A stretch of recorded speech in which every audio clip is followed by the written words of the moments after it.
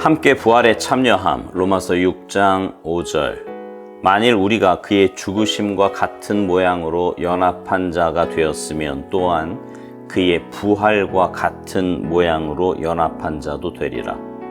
예수님과 함께 십자가에 못 박혔다는 증거는 내가 그분과 뚜렷하게 닮는 것입니다. 예수님의 영이 내 안에 들어오면 나의 삶은 주님께 재조정됩니다. 예수님은 부활을 통해 하나님의 생명을 나에게 부여할 수 있는 권한을 받으셨습니다. 따라서 나의 실질적인 삶은 내 안에 부여된 하나님의 생명 위에 세워져야 합니다. 나는 지금 예수님의 부활 생명을 누릴 수 있습니다. 이 생명은 거룩을 통해 나타날 것입니다. 바울 서신의 전반적인 사상은 예수 그리스도의 죽음에 일치되려는 도덕적인 결단을 내리고 나면 예수님의 부활 생명이 인간 본성의 모든 부분을 점령한다는 것입니다. 우리의 죽을 육체 안에서 하나님의 아들의 생명이 살아가려면 전능한 능력이 필요합니다. 성령은 육체라는 집에서 손님으로 있을 수 없습니다. 삶의 전 영역을 지배합니다. 내가 나의 옛사람 곧 죄의 유전이 예수님의 죽음과 일치되어야 한다고 결단하면 성령이 나를 점령하기 시작하시며 나의 모든 것을 주관하십니다. 이때 나의 역할은 빛 가운데 걷는 것이요 그분이 계시하시는 것을 순종하는 것입니다. 죄에 대해 도덕적인 결단을 내리면 내가 실제로 죄에 죽었다는 것을 아는 것은 쉽습니다. 그 이유는 예수님의 생명이 내 안에 있는 것을 항상 발견하기 때문입니다. 인성도 오직 하나인 것처럼 거룩도 오직 하나로서 예수님의 거룩 외에 다른 것은 없습니다. 내게 선물로 주어지는 거룩은 바로 주님의 거룩입니다. 하나님은 그분의 아들의 거룩을 내게 부어주셨습니다. 나는 영적으로 새로운 질서 속에 속하게 됩니다.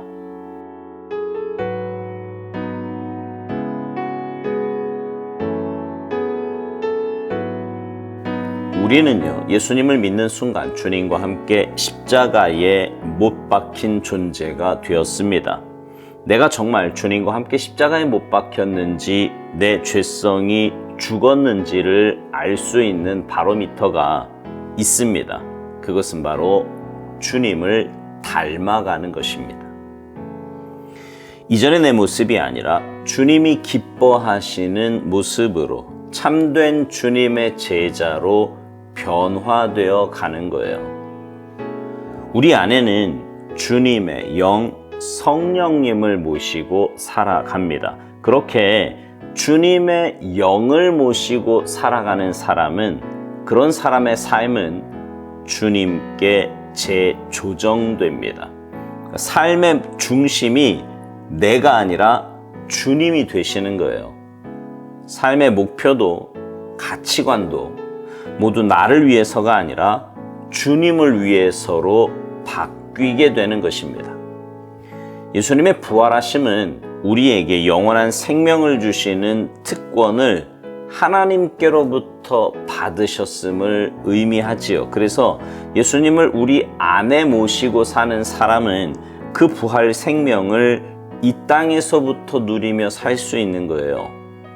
부활 생명을 누리며 산다는 것은 이 땅에 살지만 눈에 보이는 삶의 조건에 의해 내 삶이 흔들리는 것이 아니라 내 안에 계신 주님으로 인해 그리고 우리가 가야 할 그 천국으로 인해 믿음의 반응을 보이며 소망의 삶, 사랑의 삶을 살아갈 수 있다는 말입니다.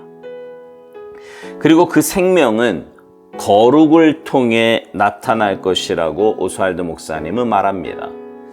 또한 오살드 목사님은요, 바울 서신의 전반적인 사상에 대해서 이렇게 말합니다. 예수 그리스도의 죽음에 일치되려는 도덕적인 결단을 내리고 나면 예수님의 부활 생명이 인간 본성의 모든 부분을 점령하는 것이라고요.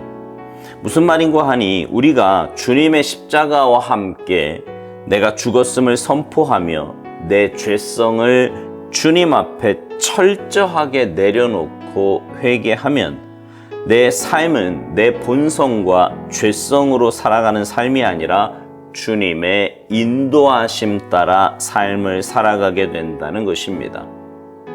근데 이 과정은요, 일회성에 그치지 않습니다. 왜냐하면 내 안의 죄성은 주님 앞에 서는 그날까지 끊임없이 나오기 때문입니다.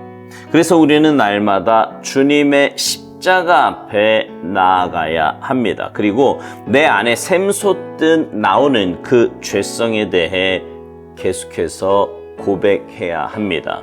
그리고 주님의 도우심과 인도하심을 구해야 하는 거예요. 우리 안에 계신 성령님은요, 결코 손님으로 계실 수 없는 분입니다. 그분은 내 삶의 주인이며 왕이 되십니다. 내 삶의 어느 부분, 그러니까 교회 생활이나 믿는 자와의 관계에서만이 아니라 내 삶의 전 영역, 가정생활, 직장생활, 교회생활, 그리고 내 개인의 삶의 영역까지 모든 부분에서 그분은 주인이 되십니다. 많은 그리스도인들이 삶에서 성령님께 내어드린 부분과 여전히 내가 주인으로 붙잡고 있는 부분이 다름을 봅니다. 안타까운 것은 그렇게 할 때마다 내 마음은 둘로 나뉘는 거예요. 그리고 그 결과는 혼란과 실패입니다. 내 삶에서 주님이 주인 되셔서 안 되는 부분은 단 한 부분도 없습니다. 아니, 그분이 주인 되셔야만 내 삶의 전 영역에서요. 그래야 내 삶은 복된 삶이 됩니다. 그리고 이 땅에서부터 그 영원한 생명을 맛보고 누리며 살아갈 수 있습니다. 내가 주님의 영을 모시고 난 이후에 해야 할 일은 간단합니다. 주님의 인도하심대로 순종하는 것이고요. 주님의 인도하심 따라 빛 가운데 살아가는 것입니다. 우리가 그렇게 살아갈 때 주님의 십자가 앞에 나아가 주님의 죽음이 내 죽음이 되고 내 죄가 주님의 십자가에서 함께 죽었음을 고백하며 살아간다면 주님과 행복한 동행의 기쁨을 알게 될 것입니다. 그리고 마음속 깊은 곳에서부터 나오는 주님 나와 함께 하심의 담대함과 평안함을 경험하며 살아가게 될 것입니다. 그리고 그런 삶은 거룩을 통해 나타나게 될 것입니다. 거룩이라고 하는 것은요, 인간이 만들어내거나 혹은 흉내낼 수 있는 것이 아닙니다. 거룩은 오직 하나님께만 해당되는 단어입니다. 하나님만이 거룩하시고 예수님만이 거룩하세요. 그 외에 다른 거룩은 없습니다. 그래서 우리의 삶엔 거룩이 나타나는 것은 바로 우리 안에 계신 예수님 때문이에요. 나는 죽고 내 안에 계신 주님이 주인 되어 사실 때 내 삶은 주님의 거룩을 담아내는 그릇이 됩니다. 그리고 내 안에 담겨 있는 거룩은 내 말과 행실을 통해 내 삶을 통해 드러나게 됩니다. 그렇게 살다 보면 나도 모르는 사이에 주님을 닮아가고 있는 것입니다. 오살드 목사님은 이것을 묵상 마지막 부분에서 이렇게 말합니다. 하나님은 그분의 아들의 거룩을 내게 부어주셨다고요. 나는 영적으로 새로운 질서 속에 거하게 된다는 것입니다. 사랑하는 성도 여러분, 십자가에서 주님과 함께 죽은 사람은 주님의 부활과 함께 부활합니다. 그리고 그 부활의 삶은 이 땅에서 거룩의 열매로 나타나게 될 것입니다. 본질상 진노의 자녀였던 우리가 하나님의 자녀로 살아가게 되는 거예요.